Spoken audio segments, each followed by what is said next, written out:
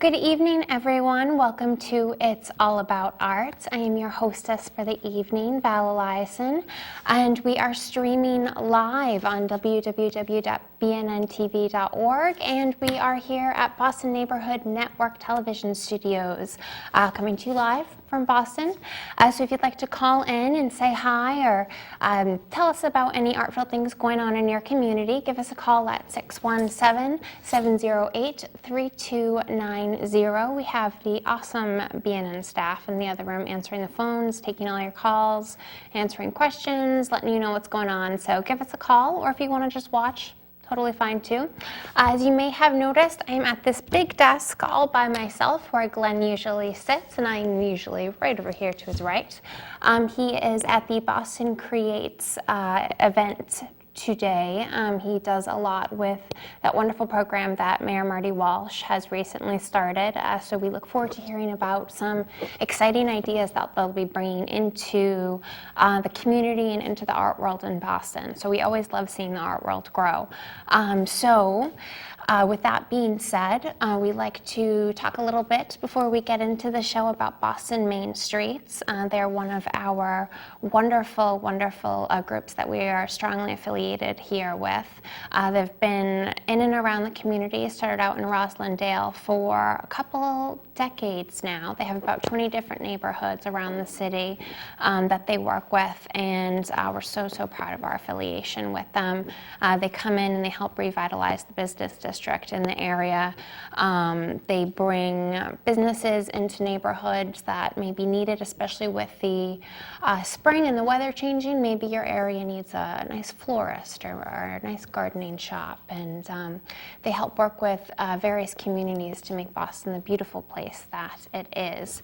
So if you want to check out, if you're not able to see us in the Boston area, you can check us out at www.bnntv.org, or check us out on Facebook. It's All About Arts. It's All About Arts at Facebook.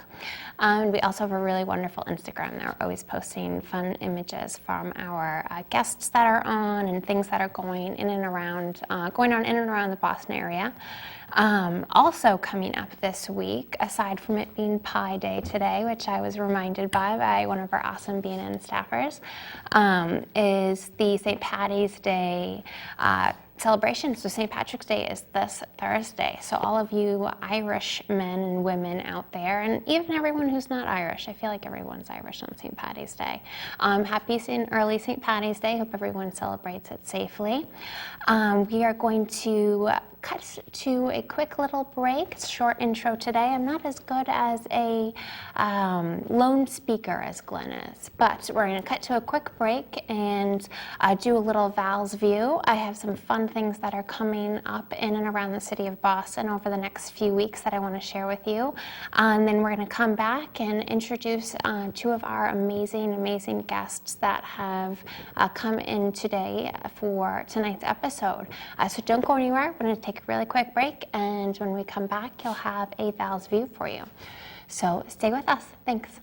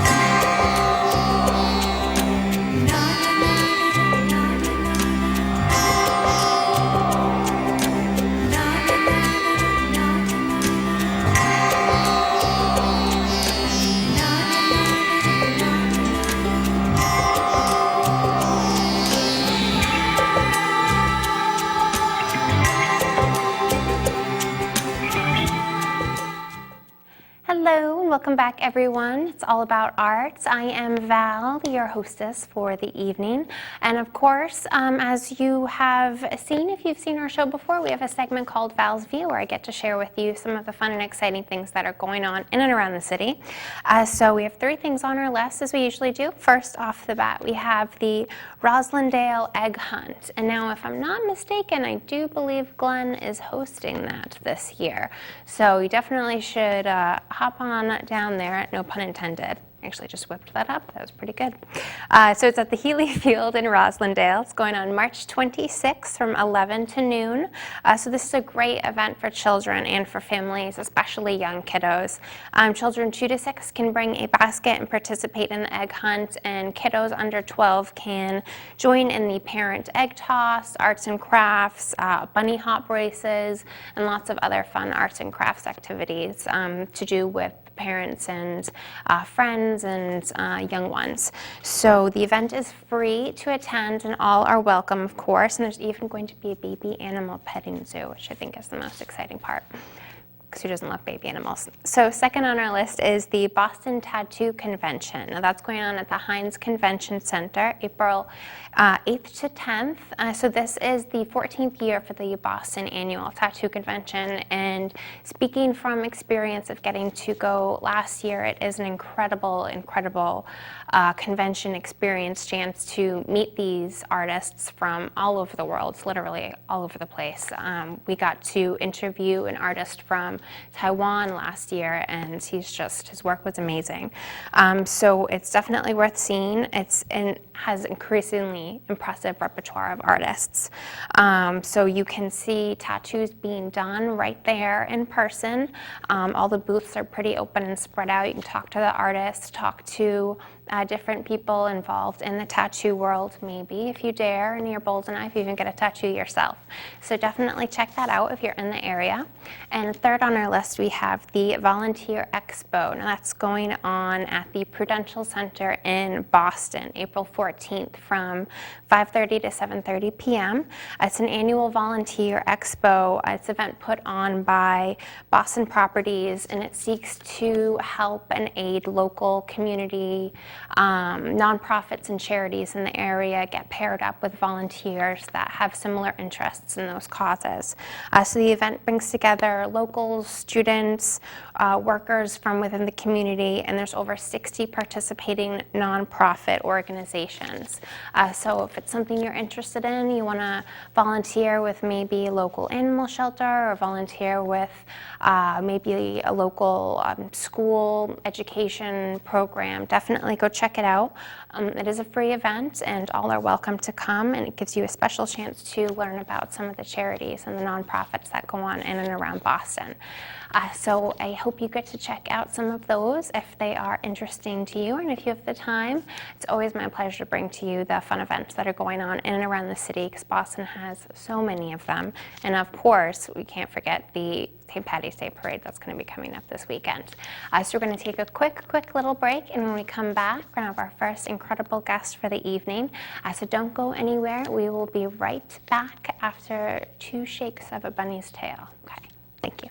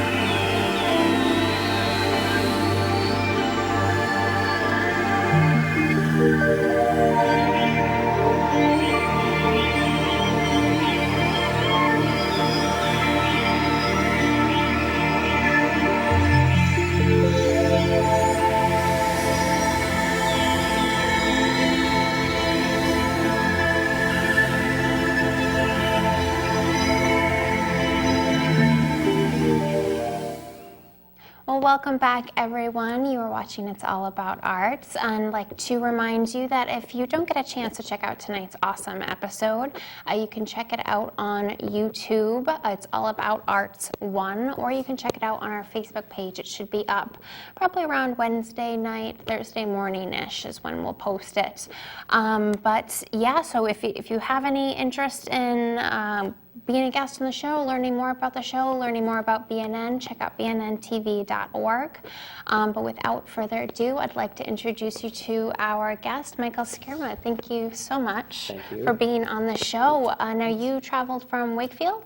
No, that's where I work. You work in Wakefield, okay. Yeah. All right, so not too bad. So now tell us a little bit about your art. I know you're an art teacher, but you are also... No visual stuff. No visual stuff, Totally okay. Musician, yeah. All right. I'm terrible at art, so, yeah. Now tell us about your music. I got a chance to see some of the video that we're going to be showing a little bit later. When we first came in, tell us your inspiration, or when did you start with music? Well, I was picked for this school in Harvard Square called the St. Paul Choir School, and that's when I was in 4th grade because they started in 5th grade. So the principal just came in one day, took all the boys out because it's an all-boys school, and he asked them all to sing, like, Mary Had a Little Lamb or something like that, and he was listening for who had any kind of, sense of pitch or whatever. So one of my classmates and I got picked for that school, and I forget how many schools he went to, but my class was only like 14 kids. Okay, so, small. But yeah, so I had classical music training for 4 years, and somewhere along the lines I started picking up on rock music. Yeah. So I got heavily into that, and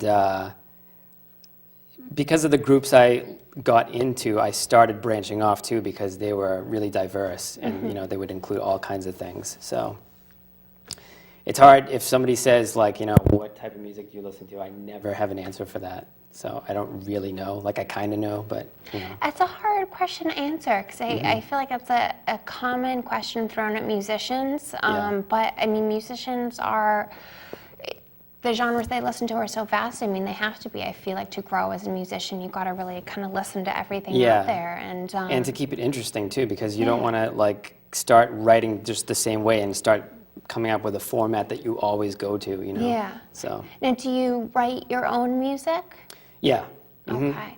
Now you write, do you play any instrument? I know you sing. Do you play any instruments as well? Yes, keyboard and drums. Keyboard and drums, Yep. Okay, nice. Now is this part of a band, or tell us a little bit about like how you perform, where you perform, or?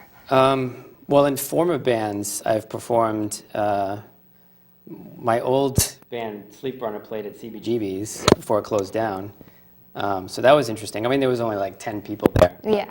It was on July 4th, so they decided to, have like an out-of-state band come in. But I mean, the Middle East was probably one of my favorite places to play. That's a great Paradise, place. really good place. And just, I mean, we did also, a different band actually did a tour around the U.S., but we only had like 5 stops. We played in like Colorado and Vegas and Hollywood. Oh, wow.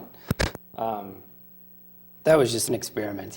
It's not like people were waiting for us out there or anything like that. We just wanted to, see what it was like, and it was fun. But still, to put yourself out there like that, I mean, it takes guts, definitely. Yeah. Is there a message that you're trying to portray through your music currently, or how have you sort of journeyed through the past years as a musician? I was probably more into messages when I was a kid, but not so much now. Yeah. Where do you find your inspiration from? A lot of different things that just happened, because even I remember, I think it was 1995, my band played this place called Ed Burke's. I think it was on Huntington Ave, I can't remember. But we were done playing the show, and I came out and, talking to a bunch of people, and this guy was going in to submit his own CD to play there, and he said that he was surf music. Okay. And I was like, so what do you mean, like the Beach Boys? And he was just like, have a good night. So to correct my own ignorance, I wanted to figure out what that was, and I should have said something more like Dick Dale or something like that, you know. See, but, that's what I would have said Beach Boys too, though. Right, but it's more along the lines, like what he was talking about was more along the lines of like, you know, just that surf guitar sound, just, and I'm not a guitarist, but I decided to actually try to write a song like that, so I did for the band that I was in at the time, so. So just, you know, that song came out of just me feeling like an idiot, so, you know, I just wanted to correct ignorance and give it a shot, you know, something really different, just to try to, you know. Yeah. You Okay. know. Link up for it and learn through experiences. Right, Yeah. so anything can be an influence, I guess. Now, is there a designated space that you have? You mean like rehearse? Yes. It just depends on, like, the way my band functions is so different because we don't have like a weekly rehearsal with the same guys. It's different guys for each song. Okay. And all these guys that do this are teachers. Yes. So if I go to a particular school to teach, I start picking from the faculty there and just, you know, get my bandmates from that. But it's not like the same lineup or whatever. So. All right. Now we have a video of yours. Mm-hmm. But before we get to the video, we're going to take a very short break. Okay. When we come back, we'll be showing, now this video is really, I'm really excited about it because it seems very personal and it seems like you really have I know you said you not so much dabble with messaging anymore, but it seems like there's a good message behind it. So don't go anywhere, we'll be right back and then we'll have this great music for you.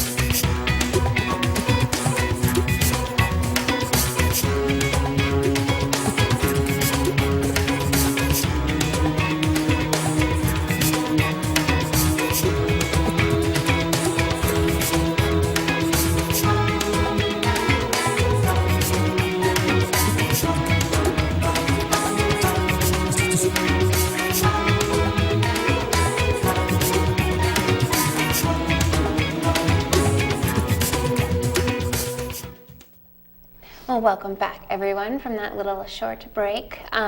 We have a wonderful original film by Mike Scrima. I'm saying that right. Am I saying that wrong? Scrima. Scrima? Yeah. Scrima. All right. We got a great short music video from Michael Scrima, original works, original music. So we're going to play that for you now, and you will absolutely be enjoying it. It's wonderful.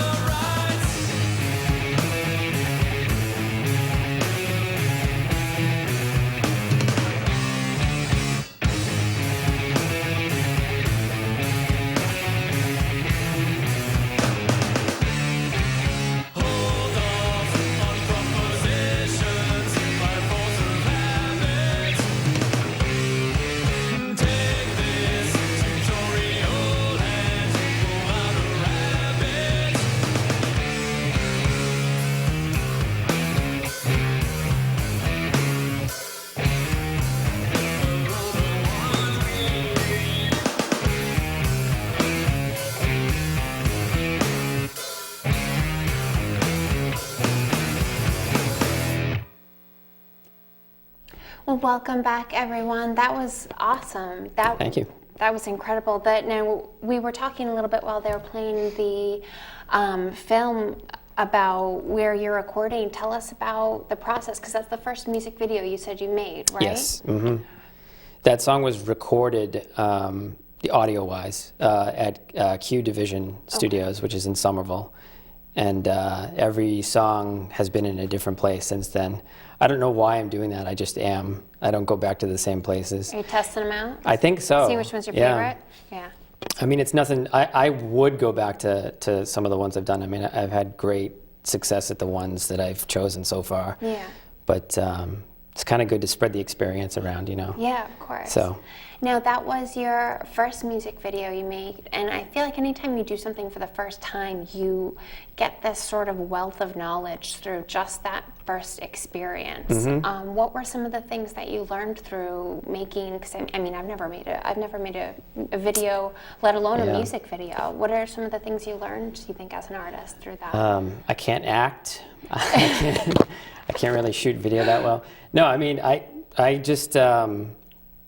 You know, I'm just trying to get the end result of the idea the best I can with the equipment I have. I mean, I'm you know, a middle class, lower middle class person, so I can't buy, you know, cameras even like this and do something that looks, you know, better. I mean, that camera was something that was actually a gift. So, you know, I just use what I have and do the best I can with it. But I will say that Guy Pearce saw that video.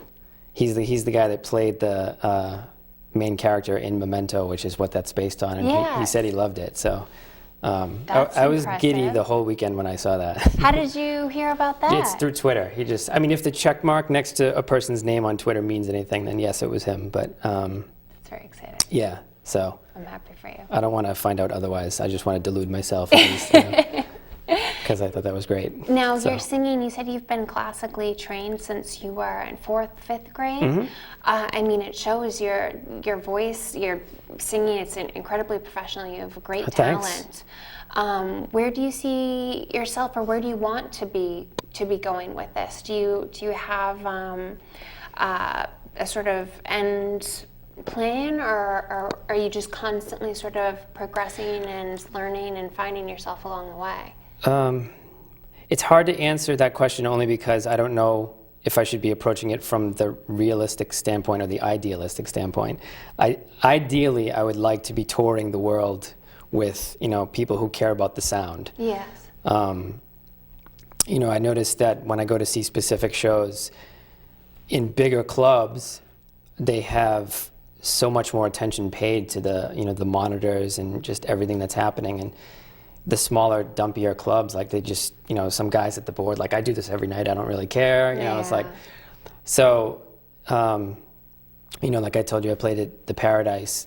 They have a guy just for the sound for the band, and then there's another guy out there for the people's sound, and it's just like, that alone is like care I don't normally see, you know what I mean? So I want to reach a level where that's the norm, you know, just every show we play would be like that, but. That's awesome. Yeah. Well, where can we see your work? Do you have a website coming up, or where can we see more stuff that you're Well, we have producing? our songs right now on Bandcamp, so it's just forceustostop.bandcamp.com. Okay. And I'm actually right now kind of just doing the sort of cable access run around, you know, different cities. Now, what's the meaning behind Force Us to Stop?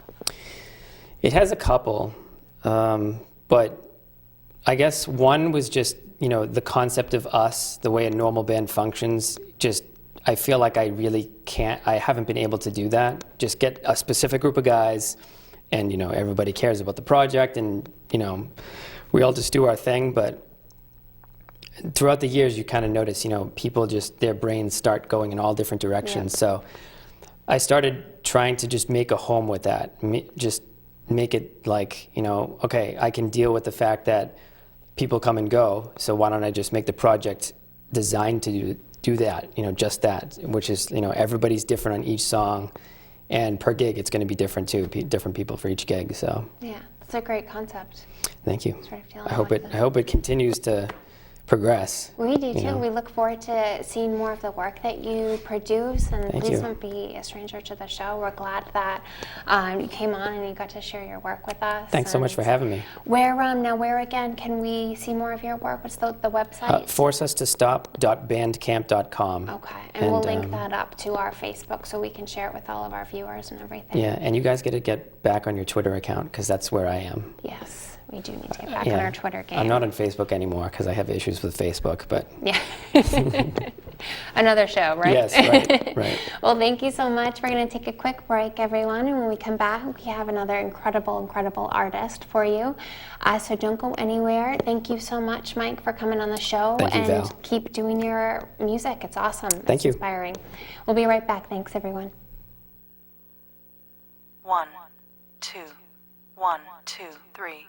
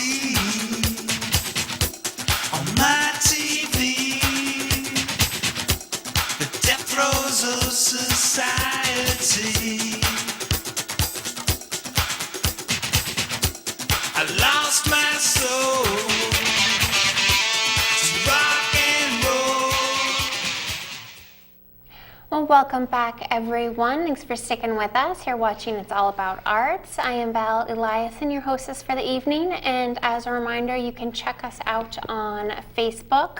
And you can see this if you're not in the Boston area on YouTube. Our YouTube link is It's All About Arts and the number 1. But without further ado, I do want to introduce you to a wonderful artist, Lorenzo. Oh, thank you, Val. Very nice to meet you. Ciao. Ciao. Now, you are from Italy, obviously, Yes, of I am. course.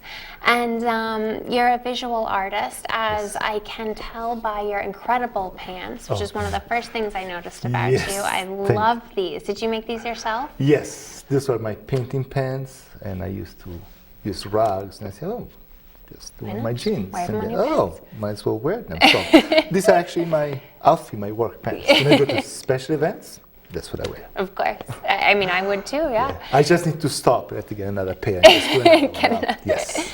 Now, you don't like to put we were talking before, you don't like to necessarily put a title other than artist with your name because it sort of limits kind of what you, kind of the genres you can dabble in. But tell us a little bit about your art and about yourself. Okay, well, it's one If of you the can same. find a start. It's one of the same. Oh my God! Yes, the art is an extension of the artist, and actually, I'm a former nerd, and I read a lot. And the best definition I ever read about art, what is art, actually defines the artist. The artist is somebody that plays with material. Okay, And I think about that. Michael, what he was talking about before. He was actually playing with all this stuff, music, video, and light, whatever. Yes, that's what artists do. Yeah. That's what you guys do here. You guys are artists. You created an environment for people to come in and just serve the community and make the world a better place. Yeah. So I do have a good friend of mine in Italy. His name is Gianni, and he calls himself a painter. I said, Gianni, you're limiting yourself. Yeah. No, but he's a painter. I'm an artist. I can just do whatever I want.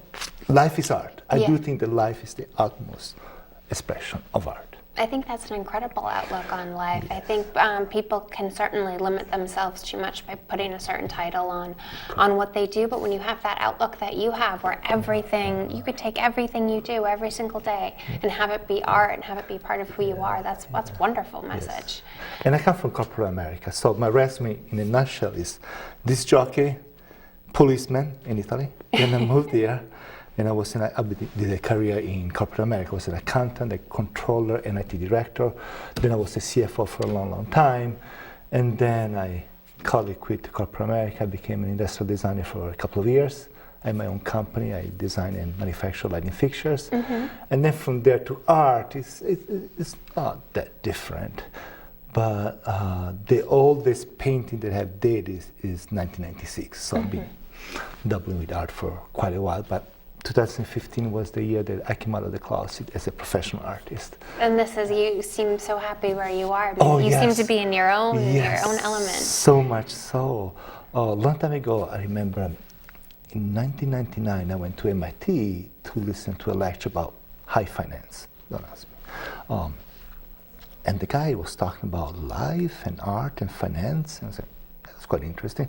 So I went to his website, and there was this wonderful Zen quote. I don't remember exactly what it says, but it says, the master of the art of living does whatever he does, the mastery. And to him, there's no difference between life and play. It's up to others when they observe him to see, is he working or is he playing? Am I working here? Is he playing? Yeah. It's a little bit of both. And it's up not to me or you, it's up to the viewers. Yeah. I think that's beautiful. I love that. I'm going to have to find out who that is. MIT It's on my website. It's If on you your go to website? yes. I'm going to go to your website and check it out Go to then. my website, on the About, it's there. Now, it's just Lorenzo is your Yes, with the 3 instead with of the the E. 3. Now, why the 3? I'm curious. Because I went to get the domain name, Lorenzo was taken. taken. So the closest was Lorenzo with the 3, and that was a long time ago. And then became my artist name. I like that. I think It's that's good. Because actually, in a way, I grew up on the internet because I've been working professionally on the internet since 1994. I was an IT director in Boston. We used to do e-commerce and voice over IP, and Amazon just started. And So you've really seen the internet sort of yes, through in its whole 1999, life. I got a job in one of those high-flying internet companies. Dash.com was fun, and it was wonderful. Yes. Now, we have some of your images, some of Yes. your, dare I say, paintings, some of your artworks. I'm very excited to share them with everyone, but not yet, as they're telling us in the background. We want to keep the viewers in suspense as long as we can. But you do have a show coming up. You said it's going on right now? Yes. 2 shows on right now. One is at the Eliason Center in Duxbury. Okay. Thanks to the Duxbury Art Association. It's called Pied à Terre. What happened? I paint my shoes, my Converse shoes. I love those. And the Yes. socks especially. Those are awesome. I played basketball in the 70s. If you played basketball in the 70s, it was 1 shoes for basketball. That was it. There was no other choices. Yeah. So, and with time, I wear all of those, and I start painting them, and people comment, I love your shoes. I said, well, I also do art, but I love your shoes. So the show is paintings, but each painting is a Converse shoes, and it's also painted. And it's fabulous. If you go to my website, actually, I have a video of that one too. So that's one show. I have another show. We have the images. It's a private company, the waterfront is my 7 deadly sins. Yes, I and it's remember we looked at that image Yes, before. That's and beautiful. it's big. It's 17 feet wide by 4 feet tall, and it's very cool. I do like them. But in April, mid-April, I'm gonna have a show at the Strand Theater in Boston. It's gonna be 1 month long, and it's gonna be about my project, The One. The genesis of The One. 4 or 5 years ago, I wanted to make portable paintings. Paintings that people just keep them in their wallet, whatever. So I started small painting, foldable. Yeah. But then I was thinking about icons, iconic shapes. I said, oh, I'm gonna make them credit card size. Yeah, So I made painting with the size of a credit card. The reception was too so-so. small. Don't know. So post-it side, index card side, durable side, everybody loved the shape. The painting, they didn't care about it. Yeah. So, it happens. And then in 2004, in December, I was in Italy visiting my family. When I go to Italy, I bring some small art supply. Usually my canvases are big, small stuff. And as a joke, I made 6 of those. I love those. And I call it The One. And people love them. I said, oh, that's interesting. So I started giving them away. And people really liked them. I said, oh, I should not just give them away. But I didn't want to. It's not a paint. I said, you know what I'm going to do? I'm going to barter them. So I bartered this one all over the world for pizza, drinks, good conversation, artist supplies. The highest barter was in Paris. I got 4 free drinks and a kiss from a very cute bartender. And that's when I say, I'm onto something. You are onto something. So, and what it is the barter is the art. Yes. This is just the memento about the art, the souvenir about the art. I like that exchange.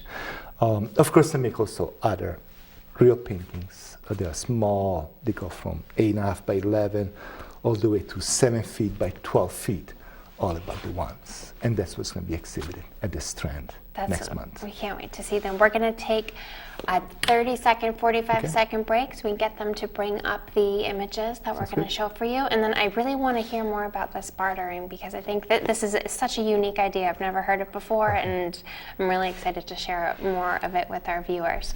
So give us just about 30 seconds, 60 seconds. We'll be right back. Don't go anywhere.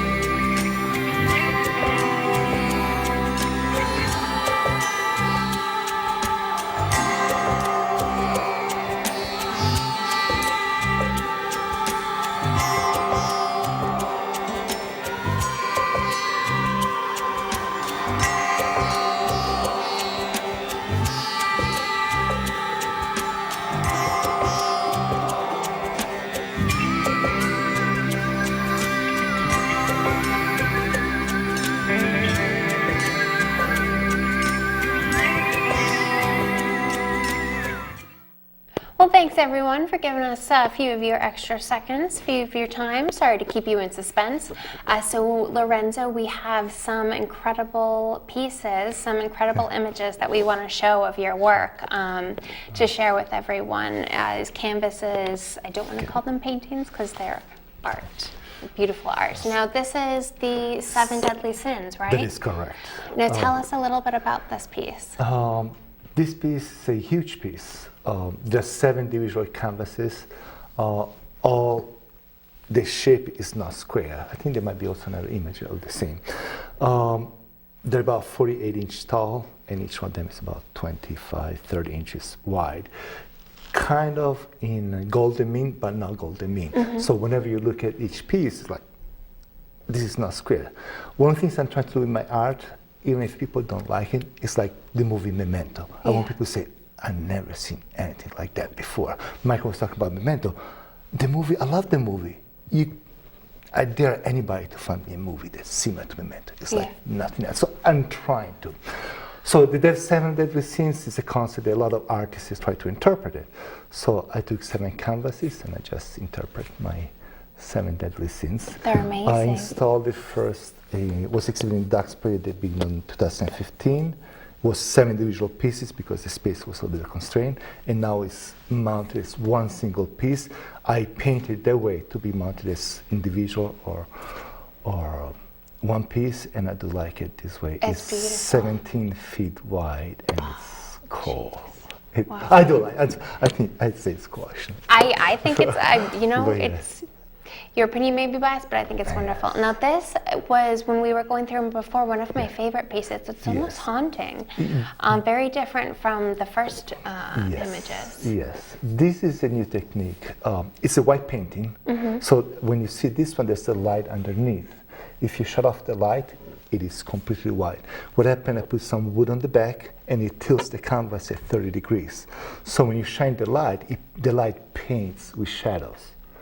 But when you turn off the light, it's completely white. That's gorgeous. gorgeous. The Buddha is very subtle and it's very zen. And again, this is another thing that a lot of artists say tackle, is the white painting. Yeah. And on my pipeline, I do have to make the Buddha series, and this is I love that. the first one. And tell us about this one. This is Café Rouge. This is from my Paris series. I went to Paris in May of last year. I had tons of sketches. And this is a concept. When you see an abstract painting, oftentimes there's an inspiration. You ask Michael where you get inspired from everywhere. I do the same. So those are actually images which I abstract, and those are the lines. I can tell you what the lines represent, where I extracted from. And once I tell you, you can know unseen. Do you want me to tell you where that's from? Yes. That's a naked woman. I can see it now. Quick, change the image. But yes, I'm going to go back and look at it. It's a naked woman seen from behind. So just 5 lines, and you don't know what it is, but once I tell you, you cannot unsee. Oh. I love that. I love that idea. But again, that's my intention. But Yeah. it's the viewers that they make whatever they want of it. Yeah. It's not about, I was talking to Michael before, art is not a monologue. It's a conversation between the artists, and where my sentence ends is the viewer's sentence begins. And if they see something else wonderful, it becomes a two-way conversation. So that's the pied-à-terre. Yes, the sneakers you're talking about, I love that. Now this is at the show you have going on or coming up? No, it's going on right now, through the end of April in Duxbury. In Duxbury. At the Eliason Center for the Art. Okay, so and maybe check out. it's going to be traveling to Boston in end of April. We'll see.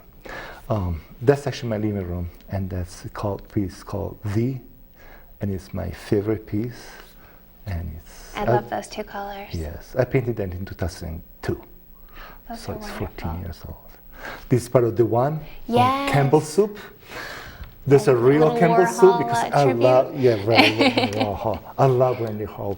I go to the market, look at the Campbell soup. Nobody can look at the Campbell soup the same way. And they were all made art out of commodity, and it's cool. So that's another thing that I do. Now you have some of those. And this is, yes. so when the Treasury prints the dollars, they print them 4 by 8 down Okay. for across. And that's how I start painting the ones. And that's paintings that I have. Now those are the ones that you have with you, right? Yes. I love those. That's such a clever So- idea about how. I mean, you carry these around with you. Now, tell me about the bartering system. The Tell bartering. me about So- how this works. You have me as a host, and I have to, we make a barter. So, to Val from Lorenzo. Now, this is very special. This is going to be very special to me. Thank you you. so much. For your art.